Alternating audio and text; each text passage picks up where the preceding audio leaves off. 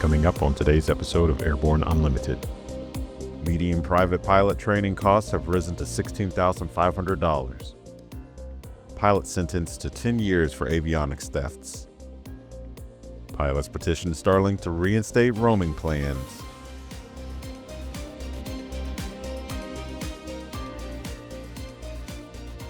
Welcome to Airborne Unlimited. I'm your host, Cam Walton. Let's get into today's stories.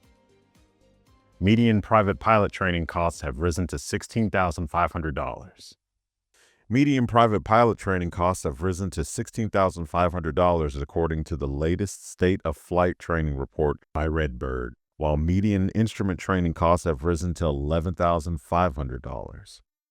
Median time to complete private pilot training has dropped to 24 weeks and instrument training to 15 weeks. Commercial pilot training showed a median cost near $10,000 and a completion time of about 18 weeks. Sport pilot cost is listed as $12,000 with a 20-week median completion time. Hourly rental and instructor rates were $180 an hour for training aircraft, $225 for advanced aircraft, and $385 for multi-engine. Flight time organizations reported first-time check ride pass rate averaged 86% with a median of 90%. 1,180 responses were collected from flight schools, instructors, pilots, and DPEs. About 89% of respondents were based in the U.S. The report contains multiple charts showing the results of the survey. Quote, "Our goal is to provide the benchmarks and insights to help the industry grow and its customers succeed," end quote, Redbird Flight Simulation says. The report shows 52% of designated pilot examiners say they charge between $800 and $1,000 for a check ride, and each reported an average of roughly 120 applicants during 2025. After the break, NORAD tracks 2 more Russian aircraft in the ADIZ. I grew up in an aviation family. My dad flew airplanes and flew air shows actually, so ever since I was 3 years old, the only thing I've ever wanted to do was be an air show pilot. It's cliche, but I get to live my dream every single day. I'm currently using the Hartzell Talon, the new aerobatic propeller. It's increased the performance of the airplane. It's made the harmonics balance throughout the airplane so much better. By far the best aerobatic propeller that I've ever flown behind. Looking for a new generation of proven and efficient aviation power plants that boast modern engineering, electronic ignition, and both direct and gear drive systems? With 100 horsepower to 240 horsepower, the Skyline and Redline engines offer uncommon value in an overpriced industry. Whether you are looking for fixed wing or rotor, MW Fly Americas has been established to service the American market with dedication and expertise. MWFlyAmericas.com. Welcome back. Now let's take a trip around the patch for some shorter stories. NORAD tracks 2 more Russian aircraft in the ADIZ. NORAD detected and tracked 2 Russian Tu-142 military aircraft operating in the Alaskan and Canadian Air Defense Identification Zones, ADIZ, on March 4, 2026. NORAD launched 2 USAF F-35s, 2 F-22s, 4 KC-135 tankers, 1 E-3 AWACS, 2 Canadian CF-18 fighters, and 1 CC-150 tanker to positively identify, monitor, and intercept the Russians. The Russian aircraft remained in international airspace and did not enter American or Canadian sovereign airspace. The Russian activity in the Alaskan and Canadian ADIZ occurs regularly. A first, Israeli Air Force F-35 shoots down Iranian Yak-130 Mitten over Tehran.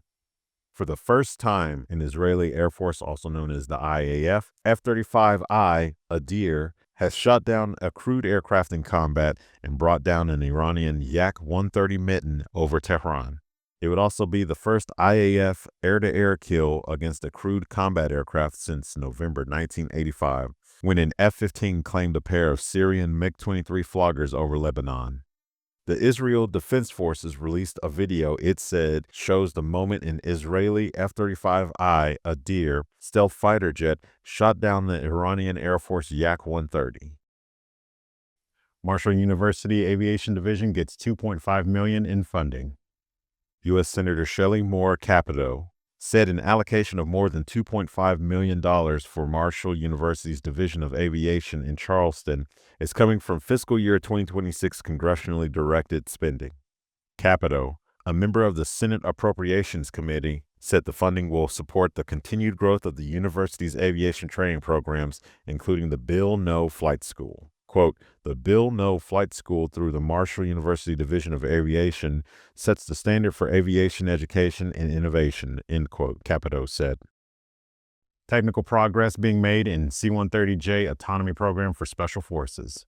Merlin Labs, Inc., an aerospace and defense technology company, says completion of the preliminary review for its C-130J autonomy program is a major milestone in the program's technical maturation and clears the way for an immediate transition into the critical design stage.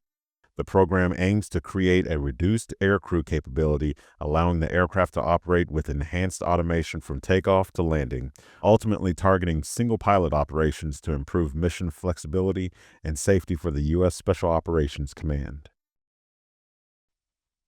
Well, that's it for our trip around the patch. Now let's return to the rest of the news. Pilot sentenced to 10 years for avionics thefts.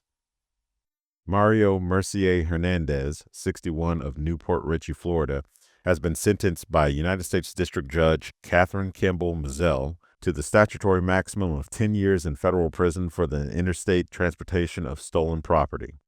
The DOJ said Mercier committed a string of thefts of avionics equipment from more than 40 airports across the United States, including airports in Florida, Tennessee, New Jersey, Maryland, and South Carolina.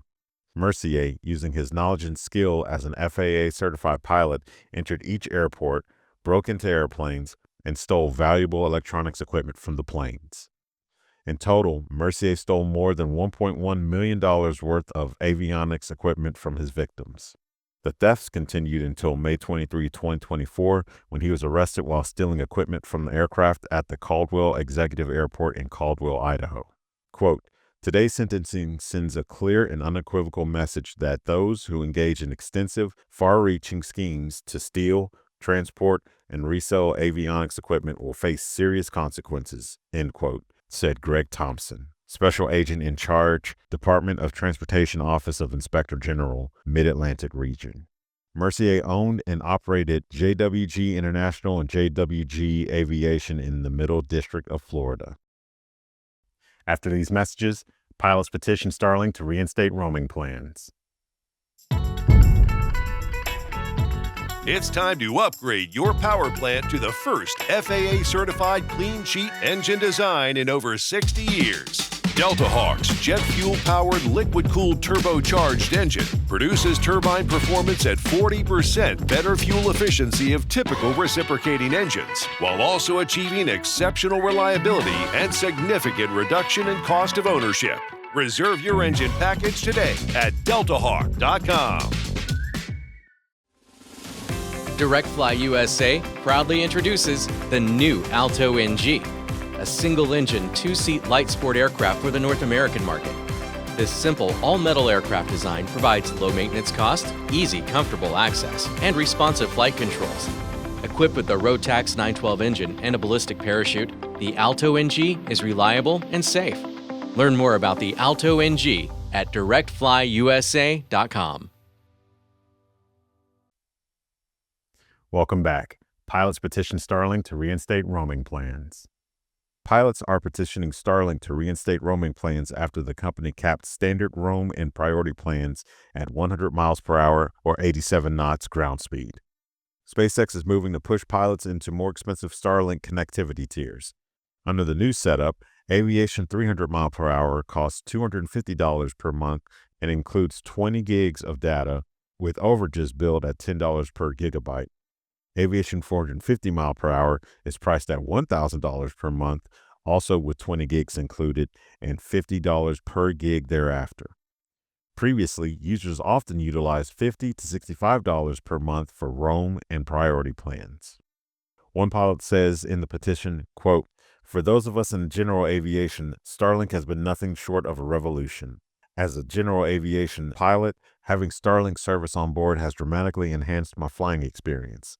improving not only my situational awareness, but also my ability to access up-to-date weather and airport safety information while airborne. These capabilities are critical to ensuring the safety and efficiency of our flights and allowing us to maintain communication with others while traveling, providing peace of mind to both pilots and our loved ones. However, Starlink has made the disappointing decision to raise the cost of the planes serving general aviation by 5 times, while providing less than half the data of the previous planes simply based on the speed that our planes travel." End quote. ANN is in contact with Starlink, attempting to get some background on these recent actions. And that's our show for today. You can catch episodes of Airborne on YouTube, Roku, or Fire TV. Just search for Aero-News or Airborne. And don't forget to follow us on social media. Thanks for watching.